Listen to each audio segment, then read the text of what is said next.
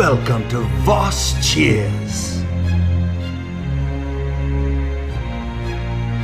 Please join our hosts, Jennifer and Norman Voss, as they take you around the world for the fabulous sights, tastes, and experiences that you will never forget. In this episode, come to France. Though Norman tried to fit in the best he could to be a Parisian, it didn't take long before Jennifer swept him away to see all the lovely sights of Paris. The Eiffel Tower, the Louvre. Here they enjoyed Mona Lisa, Venus de Milo, and big fat gangster baby Jesus. The side streets of Paris have the cutest cafes with the best red wine. And who can forget Notre Dame, of which construction started in the year 1163. And quickly, they made their way to Versailles.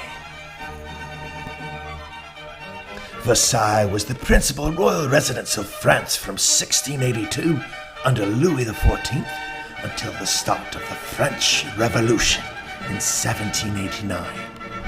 Today, you can enjoy the beautiful views and bicycle or boat along the canal. And near Versailles is where champagne was born. Welcome to the Palace of Versailles. Just north of here, in the 1200s, is where the Benedictine monks first started making wine. And during that time, they'd bottle the wine and it would freeze because the winters are so cold. When it would thaw again in the spring, the bottles were actually exploding because of how the fermentation had changed with that freezing process. The ones that didn't explode had bubbles in them. So a monk named Dom Perignon tried to figure out how to get rid of those bubbles. At the same time, thankfully, King Louis XIV's nephew, Philippe, decided not only did he like the bubbles in the champagne, but he was going to serve it at parties. Soon, everyone in Paris wanted to be just like the prince and have fancy parties and drink their champagne also.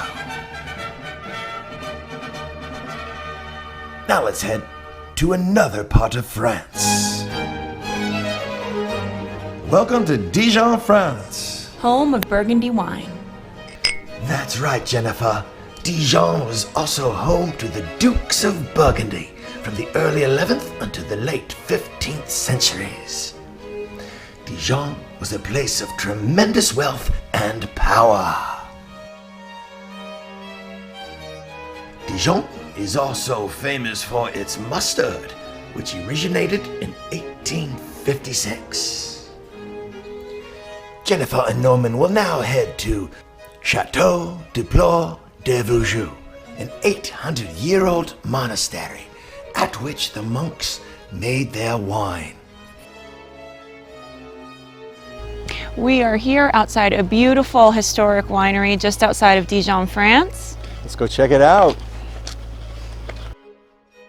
During the Middle Ages, the church's association with wine growing became established. The vineyards were tended to by local monks. The region was the seat of many important churches and monasteries. And red wine has obvious significance in Christianity as the blood of Christ. The Benedictine monks became sole guardians of the priceless vineyards.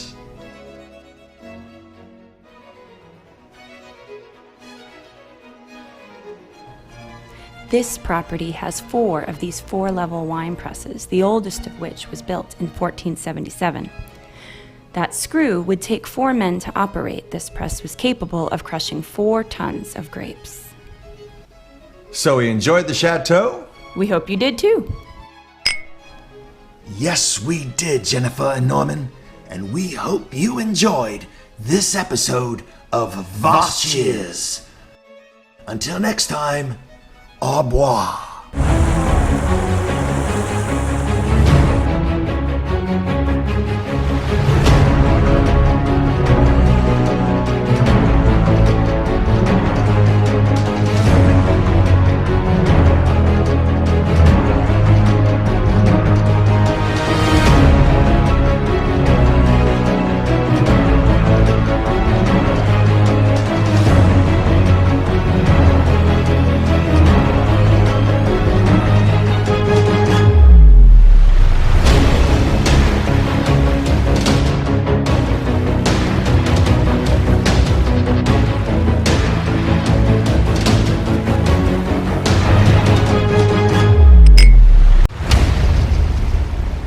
So make sure you check out Voss Cheers on the Wine Channel.